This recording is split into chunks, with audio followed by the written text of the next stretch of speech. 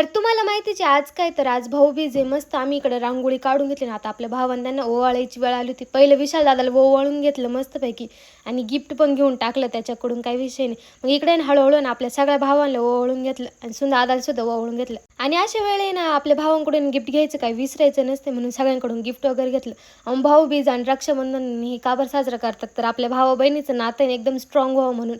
आणि तिकडे ओवाळून झालं ना आपल्याला काय मामाच्या घरी जायचं होतं दिवाळीला. आणि दिवाळीला ना सगळे मामाच्या घरी जात असतात, म्हणून आम्ही पण गेलो होतो मामाच्या घरी. आणि नाही इकडे एका मागून एक असे पाहुणे येत होते. आता मामाने त्यांना पण आपल्याला ओवाळायचं होतं, म्हणून सगळ्यांना इकडं आधी ओवाळून घेतलं. आणि तुम्ही हिला ओळखलंच असेल, हे आपली ना मामाची मुलगी म्हणजेच आपली सैमाव, तिनं सुद्धा ना सगळ्यांना ओवाळून घेतलं, म्हणजे तिच्या भावंडांना ओवाळून घेतलं.